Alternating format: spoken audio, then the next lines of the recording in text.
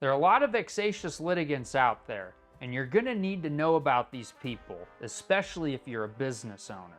I'm Ted Sutton, and this is Direct Answers from Corporate Direct. Before we get started, please make sure to like, subscribe, and leave a comment if you have any general questions about anything. In this video, we're going to talk about vexatious litigants, who they are, and why you need to know about them. But first of all, what exactly does vexatious mean? And this can be your word of the day. The word vexatious is an adjective, and it means causing or tending to cause annoyance, frustration, or worry. If you're vexatious, it means you're pretty much an annoying person. With that in mind, what exactly are vexatious litigants? Well, these are people who bring a bunch of frivolous lawsuits to harass somebody else. So pretty much, they bring lawsuits to annoy other people. So let me give you a brief history on vexatious litigants and some of the laws that have been passed over the last 150 years. So in 1896, England passed the Vexatious Actions Act of 1896.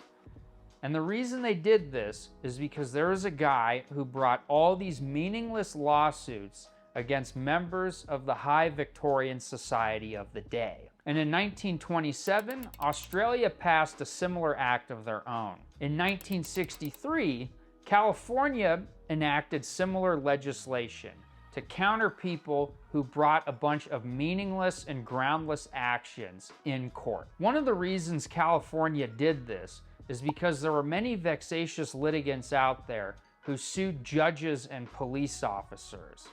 And because they did that, the system didn't really appreciate that. So they enacted this law as a measure to stop doing that. In a way, the system was doing this to protect itself because there were many meaningless lawsuits that were filed in court against these types of people. So what exactly do vexatious litigants do? Well, as I mentioned before, they file a bunch of meaningless lawsuits against other people. When they file these lawsuits, they may also file a bunch of repetitive and meaningless motions against these people. And after they lose, they may try and bring the same lawsuit against the same person. And because vexatious litigants do these things, the courts view it as an abuse of judicial process. And when vexatious litigants do this, the court may issue sanctions against that vexatious litigant. This may scare a lot of you because there are a lot of people out there who are vexatious litigants.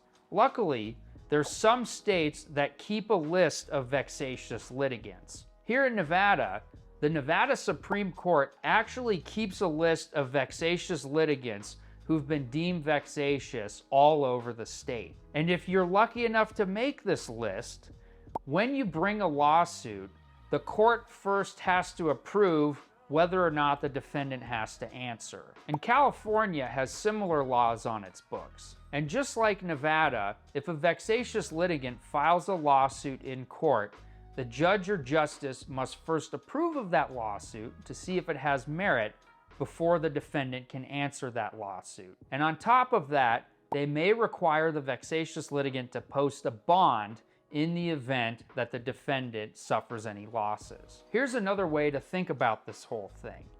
When a vexatious litigant files a lawsuit, the judge acts more so like the adult, whereas the vexatious litigant is more like a petulant child. Why is it important for you to know about vexatious litigants? Well, if you're a business owner, there's a very good chance that a vexatious litigant could be a client of yours or it could be a tenant.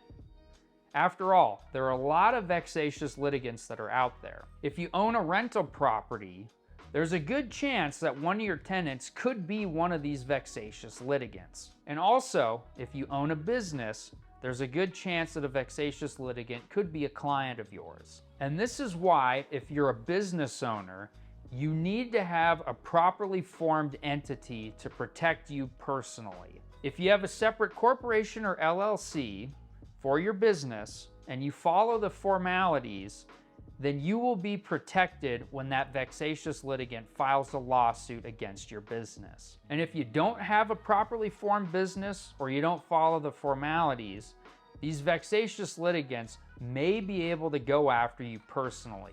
and you don't want that to happen. And believe it or not, these types of lawsuits that vexatious litigants file are more common than you think. Ever since I graduated law school, I've seen several people have lawsuits filed against them by vexatious litigants. Now, luckily, their business was properly set up and they weren't held personally liable.